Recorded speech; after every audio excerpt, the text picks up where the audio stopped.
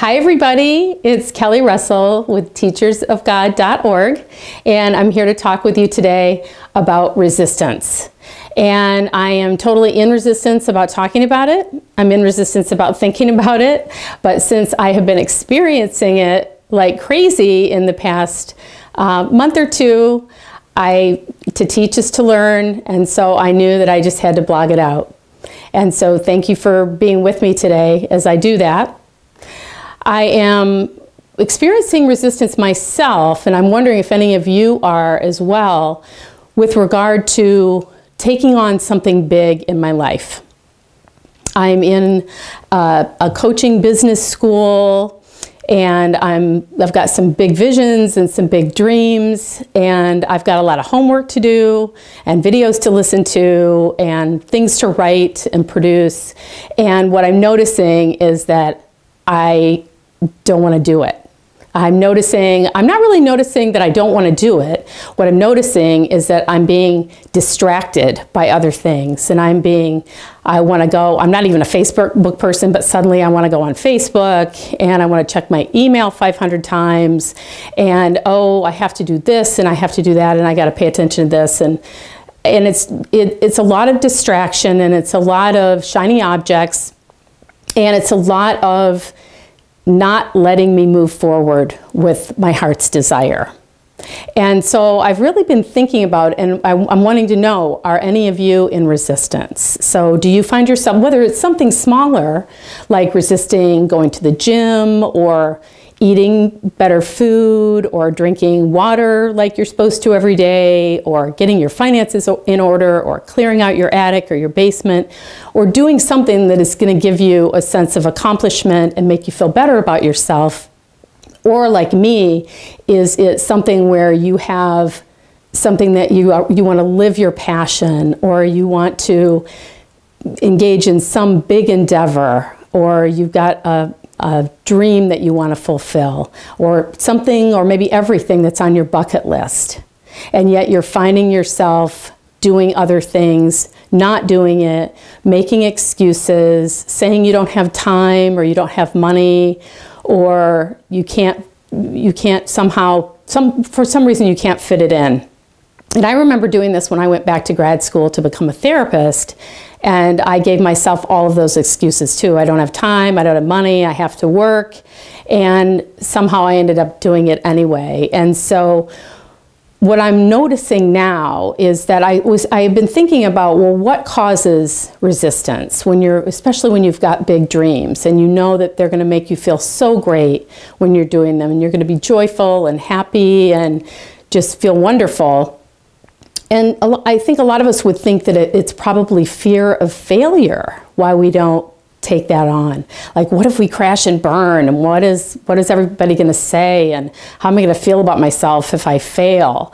And I think that might be a part of it, because if you listen to the ego mind or the conditioned self, those are the thoughts that are going to come into your mind. You know, the ego is going to tell you things like, what are you, crazy? You can't do that. You don't have time. You don't have money.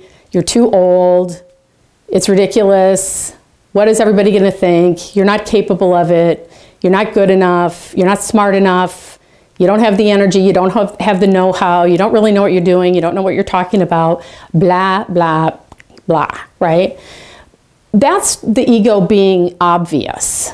But I think that there's actually something else at work that the ego doesn't really say, and so we don't really hear it, but yet I think it is actually the bigger reason why our conditioned selves and our ego minds don't want us to pursue our heart's desire, and why the resistance comes up so strongly.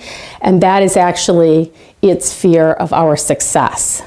It's fear that we will, in fact, be happy and will be joyful, that we'll be living on purpose, that we will be embracing what we came here to do and who we came here to be, that we will be living spirit in the world, that we will be shining our light so brilliantly, and that we will be the embodiment of spirit in the world, that we will be living our Christ consciousness, and that we will be the embodiment of it.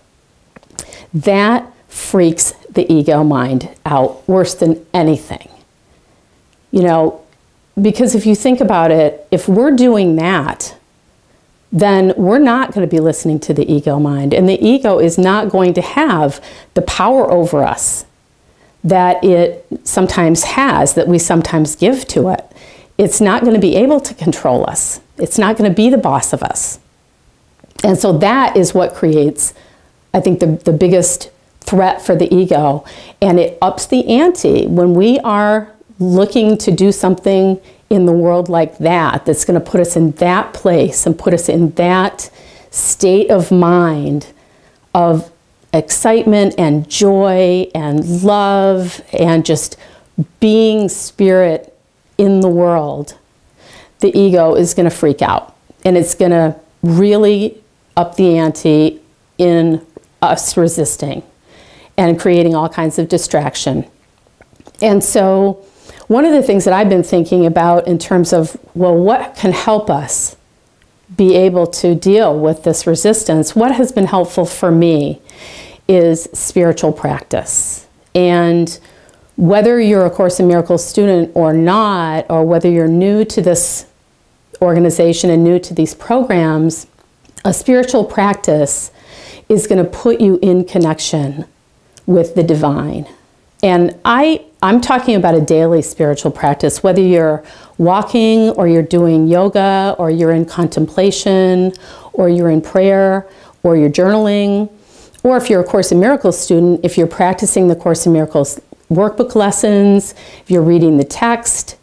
And the way that we get distracted as Course in Miracles students, the way the resistance shows up is that we forget the lesson like 15 minutes after we read it, as soon as we walk out the door and can't remember what it is, or we resist seeing our brother as ourselves, or I think probably the biggest way that we are in resistance as Course in Miracles students is that we don't practice the Course's version of forgiveness, is seeing our brother and ourselves as one and releasing whatever grievance we have toward them to Spirit and asking to see the situation differently so that we can recognize that we are actually one with one another. And so putting these things into practice, doing a daily spiritual practice, forgiving yourself for being in resistance. To me, that's the most powerful thing you can do, whether you're a Course in Miracles student or whether you aren't. Forgiving yourself for being in resistance, understanding that it is because your ego mind is actually afraid of you succeeding and being the light and the love of Spirit in the world, doing what you're wanting, what you're being called to do, what you're being pulled toward by your heart, knowing that that's the reason, and that the antidote to it is to have a daily spiritual practice and connect with God, connect with Spirit, whatever your understanding of God is, connecting with the divine, allowing that to just imbue you and fill you with that light and that love that you can then carry out into the world and manifest your heart's desire in whatever way that you are being guided to do so. So thank you so much for being with me today. I really appreciate your being with me at my first meeting of Resisting Resistance. And I want to just also call out the teachersofgod.org Living in Purpose program. Embodying Christ consciousness is the theme of this year. And one of the ways that we do that is in working to dissolve resistance. And so I highly advocate that program if you haven't done it. And Teachers of God has a lot of other programs that are really fantastic, so I invite you to check them all out. Thank you again, and I love you. Namaste.